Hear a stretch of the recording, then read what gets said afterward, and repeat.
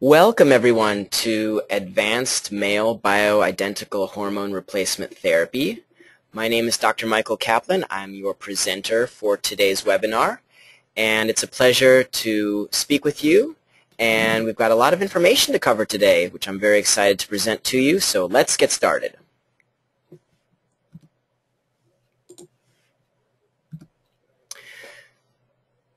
Here's a brief outline of what we'll discuss today. We're going to take a look at male hormone physiology and prevalence of androgen decline. We'll talk about ways to assess that androgen decline. And we'll also discuss some ways to improve androgens endogenously. Of course, we'll talk about how to write a BHRT prescription as well, but you may be interested to learn about some methods to improve our body's ability to make those androgens. Then we'll get into a discussion of precautions and pitfalls that you'll all need to be aware of when you're prescribing bioidentical hormones for men. And then we'll talk about an interesting phenomenon that's, I think, cropping up in more and more of our practices, and that is low androgens in young men. And then we'll take a look at emerging uses of progesterone in men.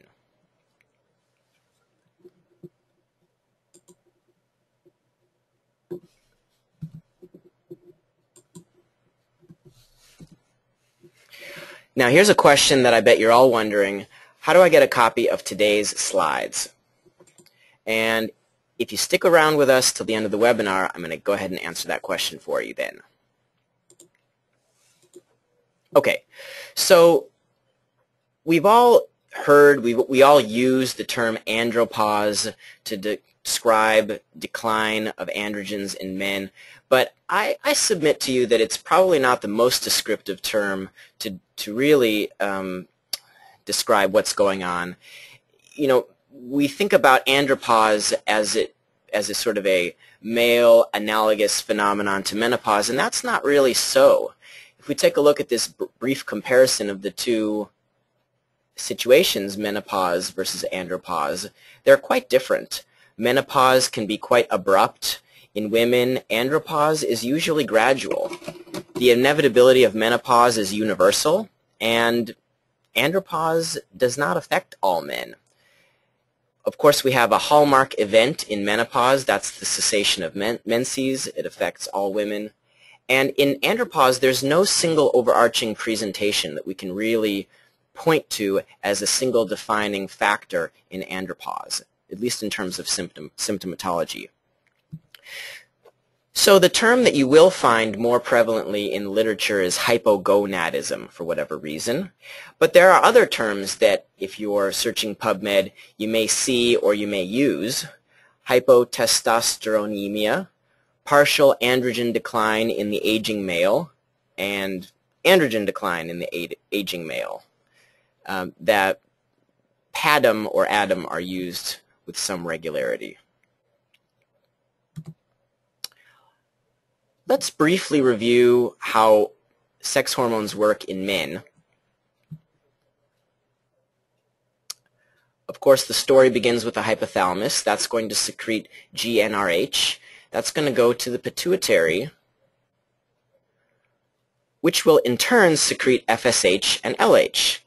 FSH is responsible for producing semen in the testes, and LH is responsible for stimulating testosterone. The testosterone, of course, is going to feed back to the brain and also to many other organ systems in the body to regulate health. And my thanks to my colleague Dr. Pushpa Larson for helping me develop this slide. So how common is this androgen decline? Well, there was a study that was conducted back in 2006. It was the HIM study that took a look at the presentation of men into primary care offices. And according to the definition of a total testosterone less than 300 or 350 nanograms per deciliter, they found that over 1/3 of men over the age of 45 had low total testosterone. And of course, these were men who were not taking hormone replacement therapy. It's been shown that total testosterone, speaking of which, will decline at approximately 0.8% per year. Sex hormone binding globulin, which we'll talk about a little bit more later, rises at more than 1.5% per year, and free testosterone declines at approximately 2% per year. On the surface, this may seem like a very gradual rate of decline, but certainly the cumulative effect is very, very significant and very clinically relevant. So who's at risk for hypogonadism, for low testosterone? It's not just older men. Studies have shown that really the most predictive factor, in addition to age, are waist circumference and a fair or poor self-assessment of health. So if a person is considering their own health to be fair or poor, that was statistically significantly associated with low testosterone. And I thought it was interesting that there was no correlation with this type of testosterone decline and any particular race or ethnic group. So one other finding that came up in the HIM study was that these men with low testosterone, with hypogonadism, were also found to have an increased prevalence of 4 key comorbidity areas: hypertension, hyperlipidemia, diabetes, and obesity. These were all statistically significant as compared with men with normal testosterone. Okay, so we know that there's certain comorbidities. What about the common signs and symptoms of androgen deficiency? We're all familiar with these: low libido, erectile dysfunction, fatigue, etc. But I'd like to encourage you to remember these under-recognized symptoms of androgen decline: depression, aches and pains, especially neck and back pain, osteopenia, foggy thinking, memory problems, apathy, and an overall decreased sense of well-being. I think this is very important for a person's quality of life, to recognize their sense of their own well-being. Okay, depression was on that list of under-recognized signs and symptoms of low testosterone, but really it's not just depression, it's a depressive constellation that includes anxiety, irritability, insomnia, memory impairment, and reduced cognitive function. And this is very significant because in the United States, the group of people that are more likely to commit suicide are men over the age of 65. So we have here an association between these symptoms, low testosterone, and that unfortunate statistic.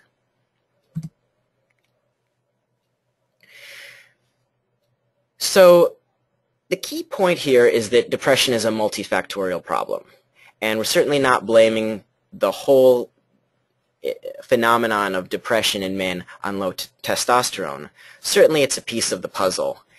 Interestingly, I found in my research for this webinar that in terms of testosterone being a piece of the puzzle, hypogonadism may be a greater factor in men who have been treated for depression in other ways and have not had clinical success. Osteopenia in men with low testosterone is also an under-recognized problem, and it's important because while men have a lower risk of breaking a hip compared to women, they're twice as likely to die afterwards. So we need to pay attention to low bone mineral density in men. Testosterone can help restore bone mineral density under certain circumstances. There was a study here that showed that specifically in the lumbar region, testosterone may be helpful. And also in your male patients who must take long-term glucocorticoids for whatever reason, testosterone may mitigate the loss in bone mineral density that's associated with glucocorticoids. In fact, there was actually a bone mineral density increase in this study. Okay, let's talk about how to assess hypogonadism. We have here some serum tests that I'm sure you're all familiar with. And even though we're talking about laboratory tests, let's not forget about getting a digital rectal exam at baseline. A quick word about sex hormone binding globulin. You certainly can measure it in the serum, and it's important because it relates to the amount of free testosterone that will be present. And as I mentioned earlier, sex hormone binding globulin rises steadily with age, and therefore assessing free testosterone along with total testosterone is critical to get the whole picture of what's going on.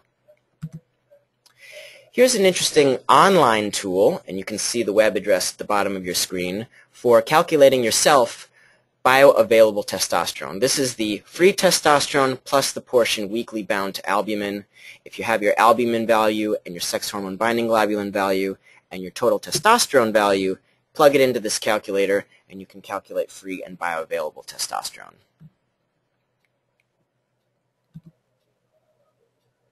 Okay. So, as you're all aware, or many of you may be aware, we specialize in the 24-hour urine hormone test here at Meridian Valley Lab. And one of the key benefits of the 24-hour urine hormone test is you get just that, a 24-hour perspective on hormones in your male and female patients.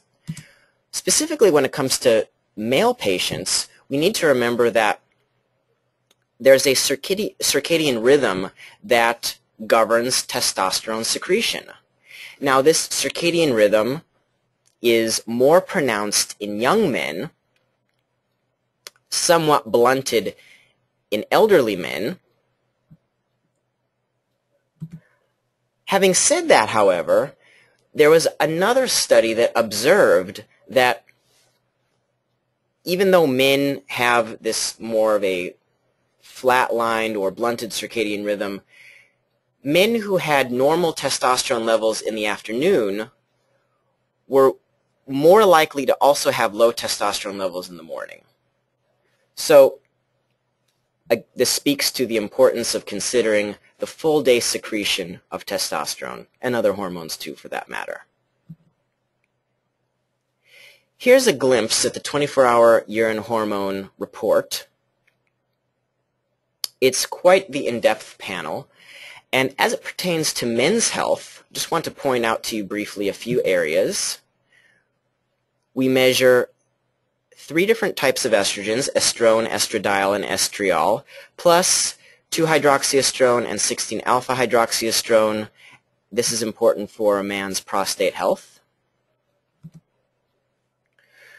We measure pregnanediol, which is a chief progesterone metabolite in the urine, corresponds very tightly to progesterone in the body.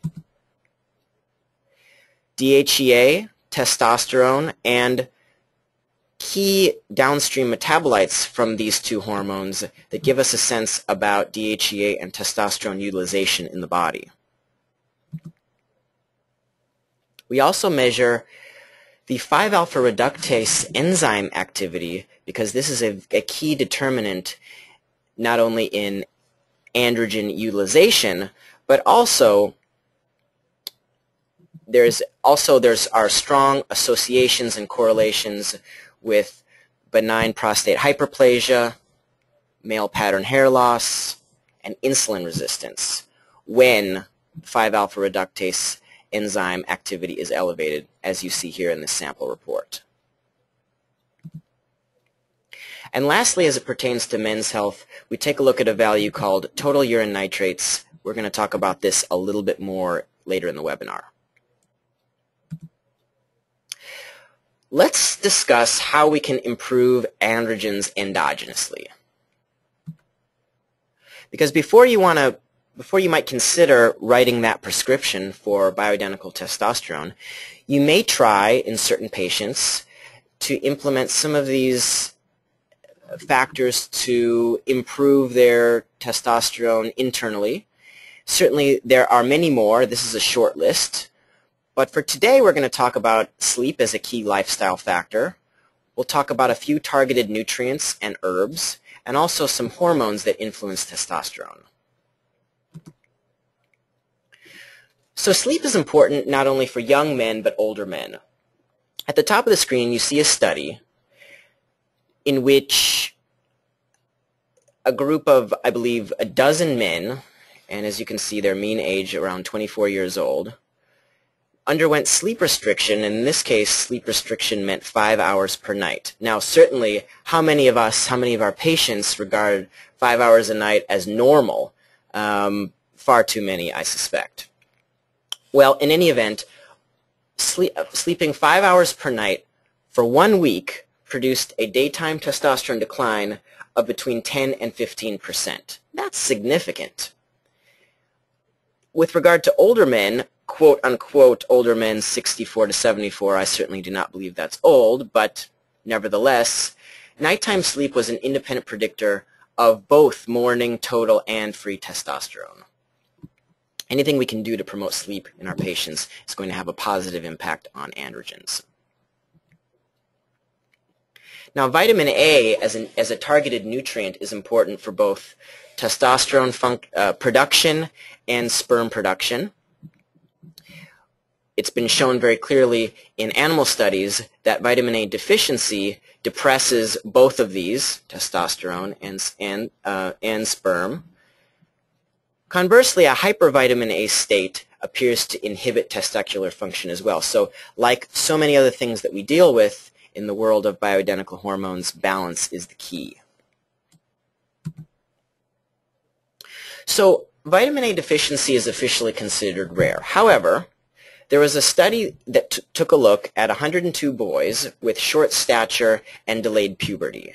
And they administered a fairly low dose of vitamin A, 6,000 IUs per week, with a little bit of iron, 12 milligrams per day, and they found that this intervention was as effective as hormone therapy in these constitutionally delayed children. But what was even more interesting to me than that was this study took place in Israel, which is a highly developed country with a Western-style diet. So clearly, vitamin A deficiency is out there, and perhaps more of a factor than we would have otherwise thought.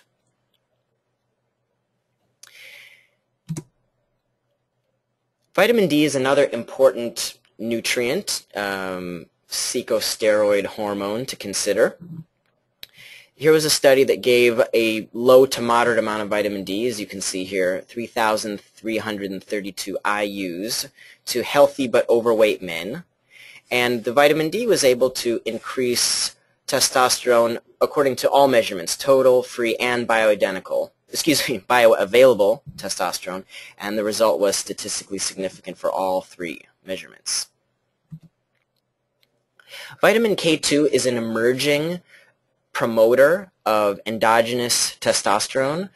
Animal studies showed that vitamin K2 in the form of MK4, this is the menaquinone 4 form, did produce testosterone production in vivo, and the effect was not observed with vitamin K1. I should point out that there are no human studies yet, and the amount of vitamin K2 that you would need to give a adult male patient is not specifically known yet.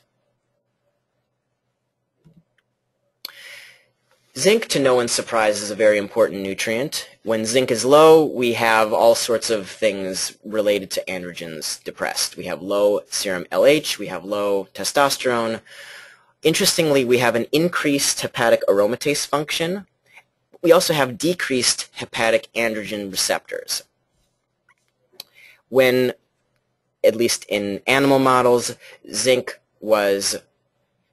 deficiency was replete, none of these negative consequences were observed.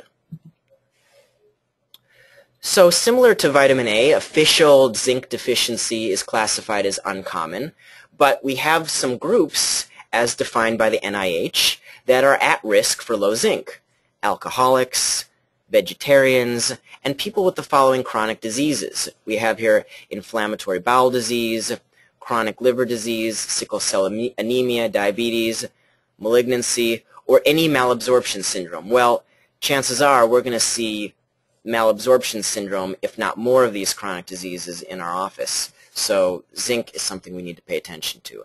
And of course, for your information, for your female patients, family members, friends, pregnant and lactating women are also at risk for zinc deficiency.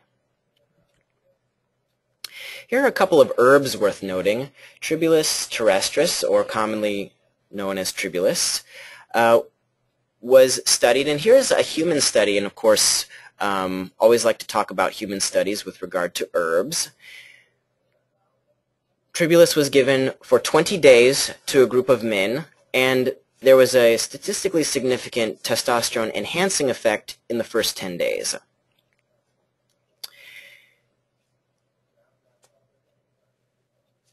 A similar effect was shown in an animal study. What I thought here was interesting was that regardless of what form of the herb they used, the whole herb, an alcohol extraction, or the tribulus fruit, it was all shown to be effective. Ashwagandha is another important herb that can promote testosterone endogenously. This was an interesting study here. I invite you all to take a look at it. They compared 60 men with normal sperm who were infertile compared to 60 men with normal sperm that were fertile. And they found that amongst the men who were infertile, when they gave, I believe it was 5 grams of ashwagandha per day, that testosterone improved by 13% in the group that was sort of regularly infertile, 10% in the infertile group that also smoked, and if those infertile men also had documented psychological stress, there was the biggest increase in testosterone. That was 22% in that group. I think this has something to do with the known adrenal adaptogenic function that ashwagandha brings to the table.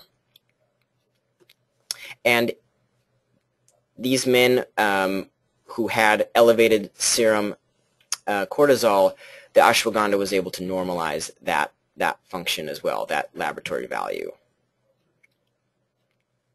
And lastly here, there was a happy ending for these men because 14% of them were able to achieve pregnancy with their spouses and partners.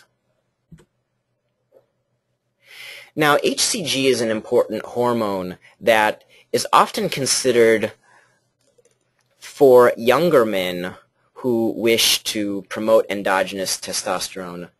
HCG stimulates the LH receptor, and according to Dr. Wright, our medical director here at Meridian Valley Lab, this is especially an important consideration if there's any history of undescended testes. And you can see here the dose that Dr. Wright considers for his patients here at the bottom of the screen. Actually, one more note about factors that stimulate the LH receptor. Manganese is an emerging mineral that has been shown very recently to have some promise in doing that same thing. Okay, let's not forget about DHEA. It may not reliably improve testosterone in men, but it's still an important androgen. And DHEA is an important hormone for many, many, many reasons. It improves resistance to stress. It increases insulin sensitivity. That's very important. It promotes lean muscle mass. It also improves chronic pain and promotes sleep. It also, similar to testosterone, can improve a person's overall sense of well-being. DHEA also has been shown to improve erectile function, and you can take a look at these bullet points here. What I thought was interesting was that DHEA, there was a study that showed improvement as pertaining to erectile function without affecting testosterone, PSA levels, or any other prostate markers. Something to consider about in your men that have ED. Okay, so now let's get ready to go ahead and put pen to prescription pad and write the testosterone replacement for those men who need it. But before we do, for whom is testosterone replacement contraindicated? Well, as per the 2010 Endocrine Society guidelines, they recommend holding off on testosterone replacement in men who have active breast or prostate cancer, a palpable prostate nodule, or a PSA greater than 4 or greater than 3 in men with high-risk backgrounds. And of course, that's without a urologic evaluation. If the hematocrit is greater than 50%, we're going to talk about this a little bit later as well. If the male patient has untreated severe obstructive sleep apnea, we'll discuss this one as well. If they have severe lower urinary tract symptoms as quantified by the International Prostate Symptom Score, poorly controlled heart failure, and those young men desiring fertility. These are general guidelines, and I find it helpful to keep them in mind while at the same time considering a patient as an individual. Okay, so what principles should we adhere to when we're going to prescribe androgen replacement? We're going to prescribe for only those individuals who are deficient. We're going to use only bioidentical preparations, and we're going to replace hormones and monitor them with targets in the physiologic ranges on our lab tests. Frequently, when we're consulting with physicians, we're asked, okay, how do we write the prescription? So here are two examples, one for testosterone, one for DHEA, with very conservative dosing, I might add, how you might actually write that prescription. And you see here that we're talking about a cream applied trans-mucosally, in this case specifically to the perianal mucosa. And you may ask yourself, if you're not familiar with this application methodology, why a perianal or transmucosal preparation? Well, there are certain advantages that applying the hormones to this very sensitive area of the body affords. Here you see a table comparing the transmucosal approach with the transdermal approach, and as you can see here, they both bypass the liver in terms of that first-pass liver metabolism. But we don't experience receptor fatigue with the transmucosal approach very often at all. We also find excellent tissue absorption as compared to transdermal applications. Lower dosages may prove effective because of that increased absorptive ability. And the volume of carrier base or cream that you need with a transmucosal approach is far smaller. And a lot of men actually prefer to have to deal with less cream per dose. Something to consider here. Okay, so we've written our prescription. Our patient has begun testosterone replacement. Let's talk about some monitoring strategies. So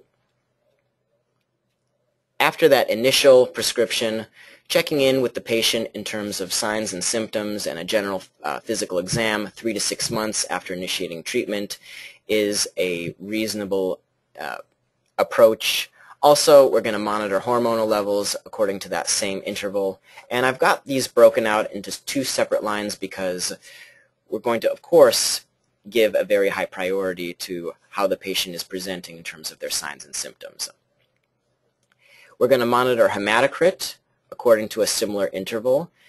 We're going to check bone mineral density to make sure that that's staying static, if not improving. And we're also going to check PSA, which we'll discuss a little bit later in the webinar. Okay, let's now get into some precautions and pitfalls that hopefully we'll be able to avoid. We're going to have a quick discussion of metabolic syndrome and insulin resistance as it pertains to androgen replacement. We're going to talk about hemoglobin and hematocrit, sleep apnea, and of course, what about PSA? First, when it comes to insulin resistance, insulin excess in the body is associated with increased aromatase enzyme activity. And what does aromatase do? It transforms androgens into estrogens. Here's a schematic that describes a vicious cycle, very unfortunate vicious cycle, that shows that as metabolic syndrome develops, we get more aromatase activity, we get more conversion from androgens to estrogen. We have increased adipocyte growth, which leads to increased visceral adiposity. That in and of itself promotes more aromatase enzyme activity, and so on and so forth. We see here a sidebar cycle that involves that increased visceral adiposity promoting leptin and other adipocytokines, which feed back to the pituitary, decrease the LH pulse amplitude, and then in their own right decrease the signal to produce testosterone. So getting a handle on a person's blood sugar dysregulation, any latent insulin resistance is really critical to the success of your androgen BHRT regimen. A couple of key points that I'd like to leave you with are the following. You can have insulin resistance without frank obesity or blood sugar dysregulation because insulin is a completely different metric than blood sugar. Blood sugar can be normal. Insulin can be wildly high and inappropriate. And according to Dr. Wright, as many as 1/3 of your patients who seek testosterone replacement may have insulin resistance. Okay, so here are some clinical signs and symptoms that suggest, you can see the word suggest in italics, insulin resistance. It's a long list here. The night waking perhaps pertains to low blood sugar and hypoglycemia, osteoarthritis occurring at a young age, and of course the list goes on and on. Here are some laboratory findings, again suggestive of insulin resistance, other than of course fasting blood sugar and hemoglobin A1C, triglycerides, high LDL, and a decreased testosterone to estrogen ratio on the 24-hour urine profile. Let's go ahead and take a look at that right now. As I showed you earlier, we're going to measure testosterone and we measure total estrogens on the 24-hour urine hormone report. So we're going to take that total testosterone value, divide it by the total estrogens, and I should say the testosterone value here is a free value. It's an unbound value. So when I say total, I don't mean total as in the serum context. But as you can see here, 31.4 divided by 16.3 equals, in this case, 1.92 in our theoretical John Doe patient. And that number is less than 4. We're considering hyperaromatization of the androgens. Okay, we talked about how we're going to get suspicious for insulin resistance. Let's talk about how we actually confirm it. And the best way to do that is with a 4-hour glucose tolerance and insulin resistance test. The patient is going to drink a glucose drink at baseline. We're going to take some baseline measurements, and then we're going to measure both glucose and insulin, that's the key, over a 4-hour period. And we're going to see how the glucose and the insulin responds. Here in this report, we can see in pink the glucose behaves fairly appropriately, but there's a insulin spike, that's the blue line, at the 1-hour mark. And as per Dr. Joseph Kraft in his paper that's referenced at the bottom of the page, this fits one of the patterns for insulin resistance. And really, a functional test such as this GTIR test is really what's required to be able to elucidate a hidden or latent insulin resistance. You can see that peak there at the 1 hour mark. Okay, so you're considering prescribing androgens for many other reasons in a patient with metabolic syndrome or insulin resistance. You're going to go ahead and start working with them in terms of dietary and lifestyle factors to help get a handle on that blood sugar dysregulation, that insulin resistance. Here are some aromatase inhibitors, some factors that you can use in the interim to help keep that aromatase enzyme in check while you're working with all of the above, or working with the androgens and with the patient's dietary and lifestyle factors. The first one on the list, Myomin, is by a company called Cheese Enterprise. It's a botanical product that we get very good feedback with. Chrysin is a flavonoid that seems to work best in a liposomal delivery system, whether that be orally in a sublingual preparation or whether that be in a topical preparation. Resveratrol, quercetin, flax, nettles, and melatonin are also mild to moderate aromatase inhibitors. And then, of course, we have the pharmaceutical for those patients that you see fit to prescribe that. Okay, our second precaution and pitfall pertains to hemoglobin and hematocrit. Now, hemoglobin and hematocrit may rise with testosterone replacement. And of all the adverse reactions that you might observe with testosterone replacement, erythrocytosis as it relates to an elevated hemoglobin and hematocrit is the most frequently reported consequence or adverse event. So we definitely need to pay attention to a person's hemoglobin and hematocrit. However, that elevation in H&H is not universal. Here are some factors that do influence or mitigate that rise. Certainly it's a dose-dependent phenomenon. Higher doses more likely to provoke that elevation than lower. Intramuscular injections seem to create or provoke the issue more than transdermal applications. Older men seem to be more at risk than younger men. Supraphysiologic doses more problematic than physiologic. Smoking is bad for so many things. It will also seem to raise hemoglobin and hematocrit. The pharmacokinetics are important, as you can read there, but lastly, we see that treatment duration did not seem to have any effect whatsoever. So the amount of time that your patient takes testosterone does not seem to be a contributing factor to the increase in hemoglobin and hematocrit that might develop.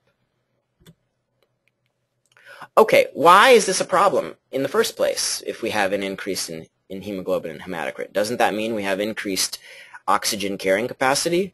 Well, not really, because the answer lies in that an increase in hemoglobin and hematocrit increases blood viscosity.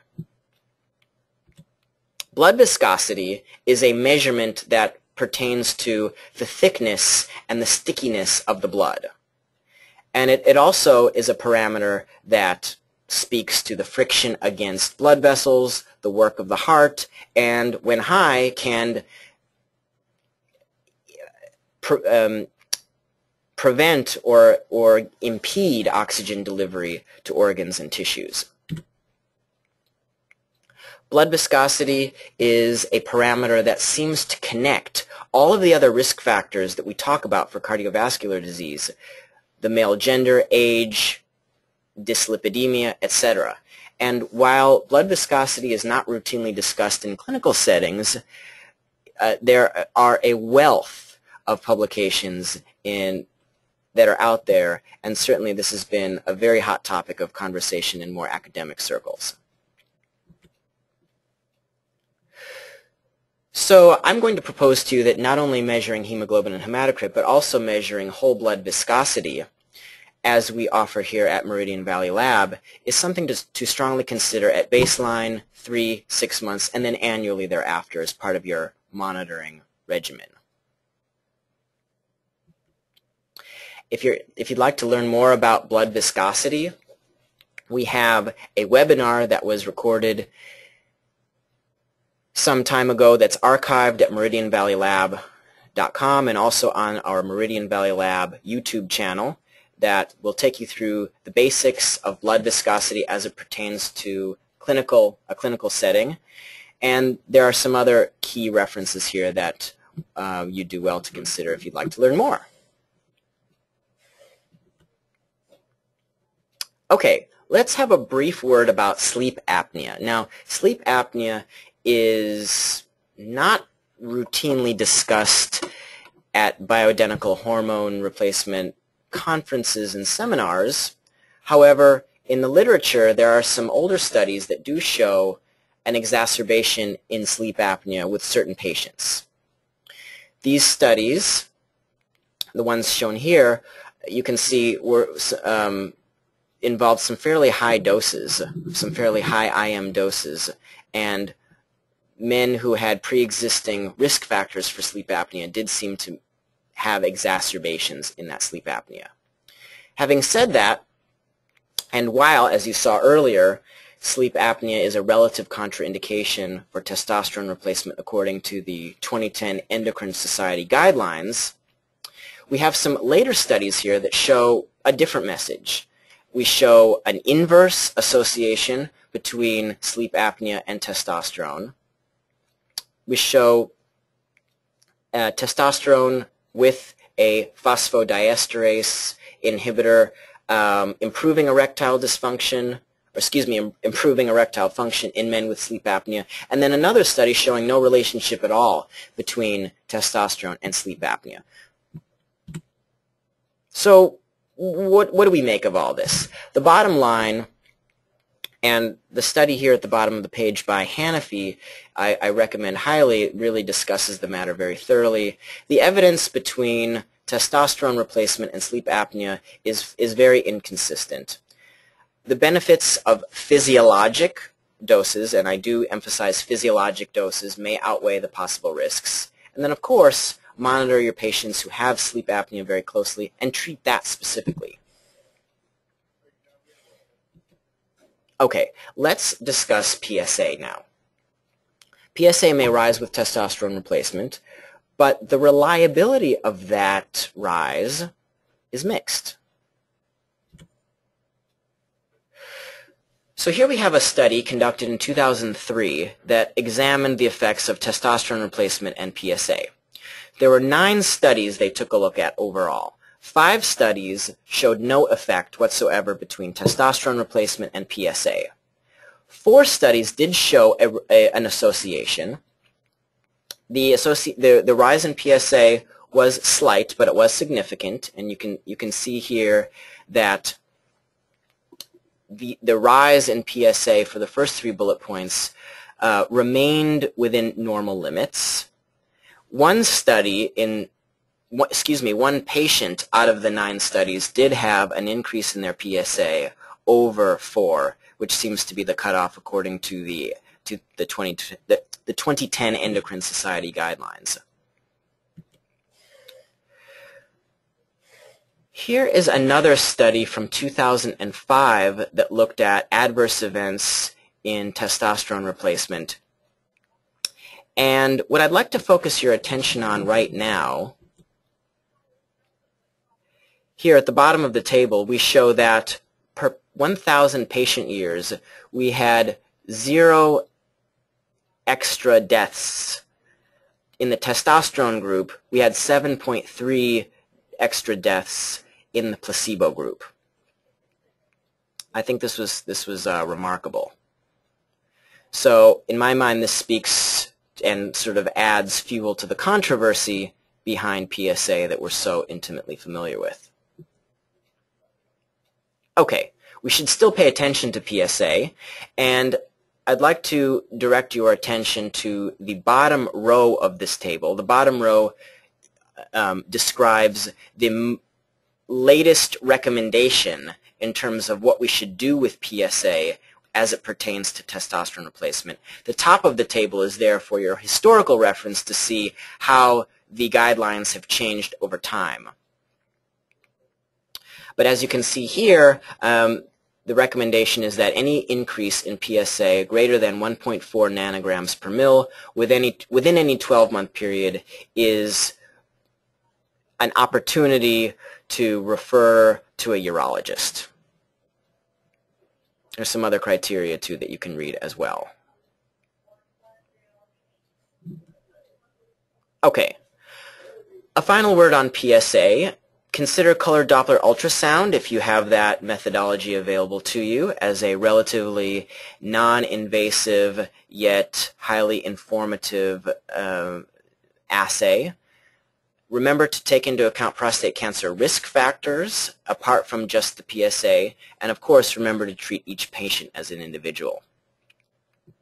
Now there's a lot more to be said about PSA, about prostate cancer risk as it pertains to bioidentical hormone replacement therapy, and it occurred to me that we should have an entire webinar devoted to the topic, and we will do so this summer, and I look forward to seeing you all there as we really discuss this issue from top to bottom.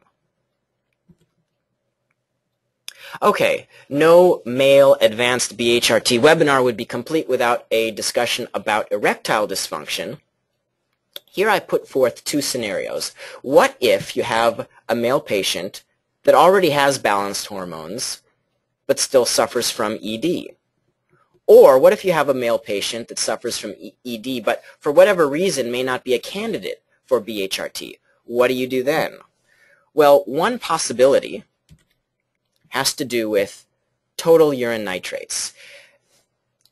A total urine nitrate value as measured by a 24-hour urine hormone panel pertains to the level of nitric oxide pathway activity in the body, such that low total urine nitrates relate to low nitric oxide output by the nitric oxide pathway. Now, nitric oxide is an important messenger. It's one of the body's chief vasodilators, and we can see that there are some promoters such as L-arginine and L-citrulline. These are two amino acids that have been shown to improve erectile function in men that have low urine nitrates on the 24-hour urine panel. Here's a look again at that total urine nitrate value.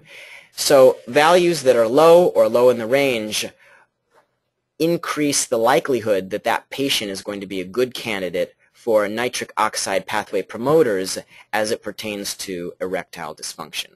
Of course, if they have low total urine nitrates, you may think about the cardiovascular implications of that as well. Okay, let's talk about this emerging storm on the horizon that is low androgens in young men. And we're going to talk about this as it pertains to, or as it relates to, thyroid function, endocrine disruptors, and malabsorption. So the testes are particularly reliant on thyroid function. We have here a very strong relationship between thyroid hormone and testosterone production, sperm production, erectile dysfunction aggravated by hypothyroidism, and of course hyperthyroidism, also not a good thing. That seems to aggravate premature ejaculation. Okay, so according to the NIH, about 5% of U.S. adults have overt thyroid disease. This is not the functionally low thyroid that presents to our office. This is overt thyroid disease. So of course that number is going to be a lot higher for subclinical hypothyroidism. It was estimated in another study to, you can see the breakdown here. I think these percentages may be even higher, depending upon how sensitive our testing methodology and our assessment philosophy may be.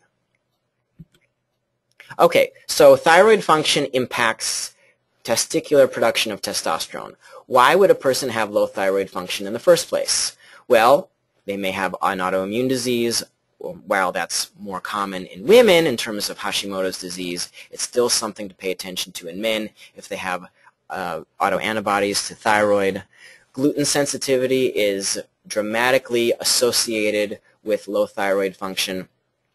If the patient has high reverse T3, they may have heavy metal toxicity, and those may interfere independently with testosterone production. And then we have a class of molecules called endocrine disruptors. Of course, heavy metals may be, certainly are part of that class. But certainly when we talk about endocrine disruptors, commonly we refer to BPA and phthalates, to just name two. BPA, as you know, found in many plastic products, as are phthalates. I was shocked and appalled to learn that BPA is a constituent of dental sealants. Now, my dentist informs me that the new generation of sealants don't have BPA, but I'm sure there are many, many of us walking around with dental sealants in our mouth that were installed from that previous generation that did have BPA.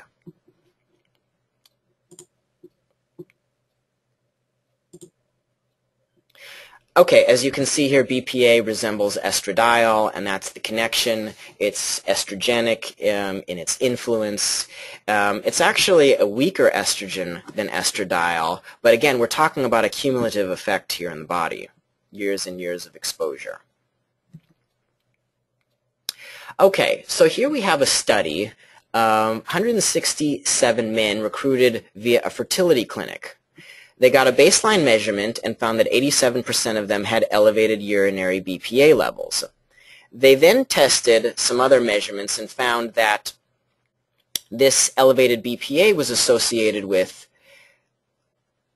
low androgens, as you can see here, low estradiol, and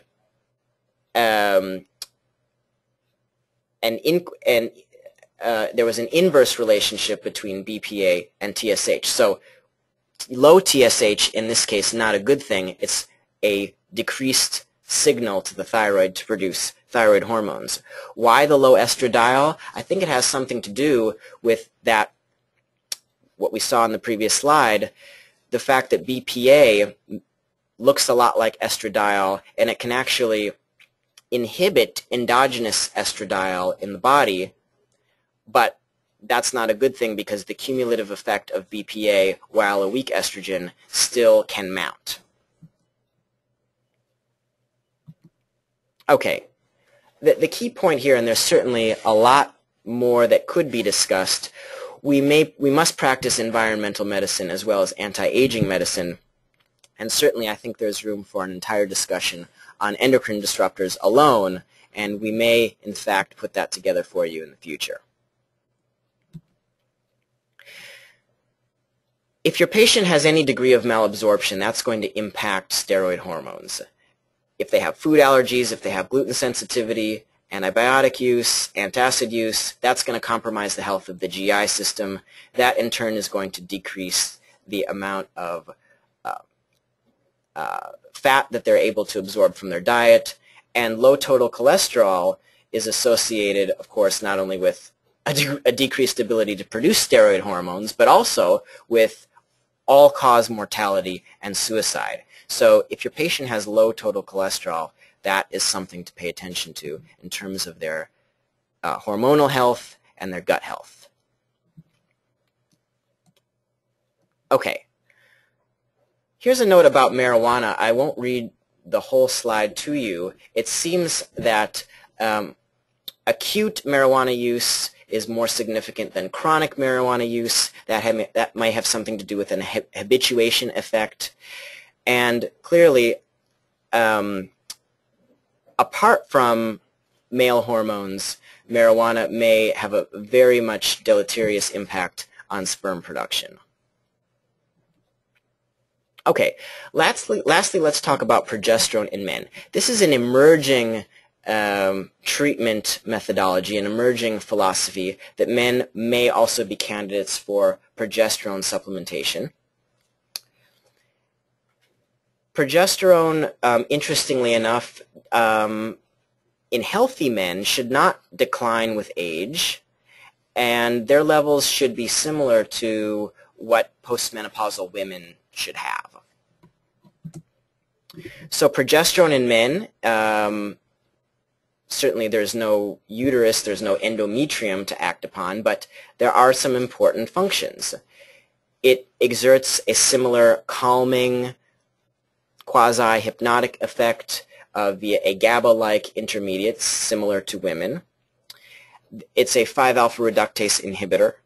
And interestingly, it also facilitates the attachment of sperm to ovum.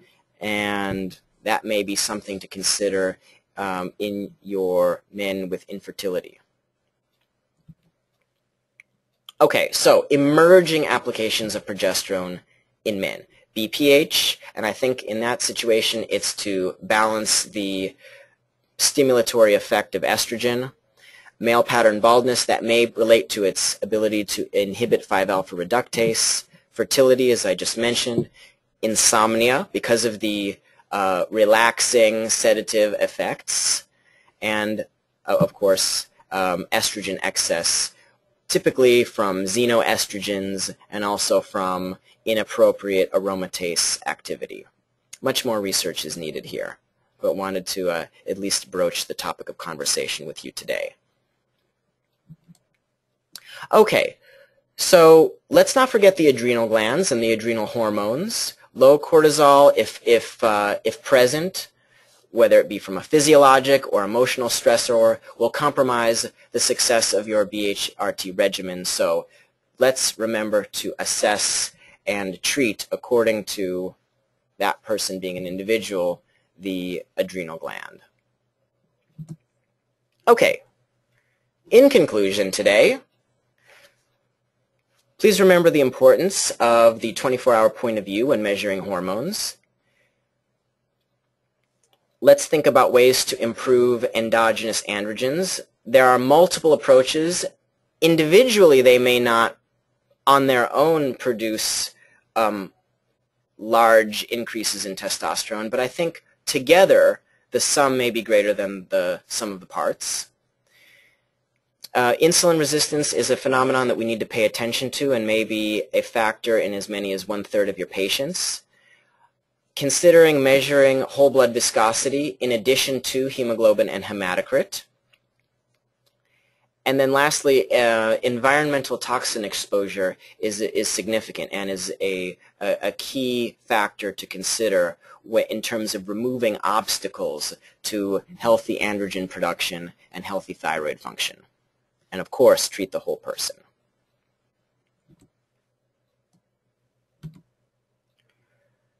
Thank you so much for your kind attention today. It was a pleasure sharing this information with you. If you don't already have an account with us here at Meridian Valley Lab, give us a call at our toll-free number to set that up. If you are setting up a brand new account for yourself, you get half off your first test.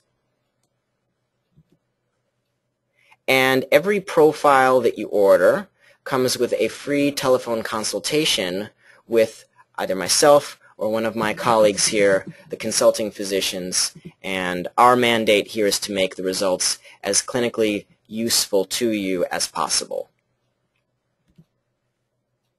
All right, you may be wondering how to get a PDF copy of today's presentation. Here's how you'll do it.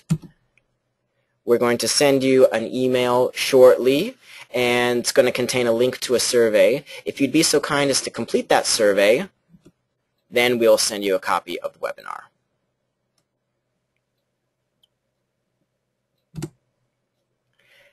Okay, thank you again for joining me today. Our next webinar will discuss insulin resistance in clinical practice. It'll be produced and delivered by my colleague Dr. Pushpa Larson. Stay tuned for more information about that webinar coming up from Meridian Valley Lab. Thank you again for joining us, and have a great day.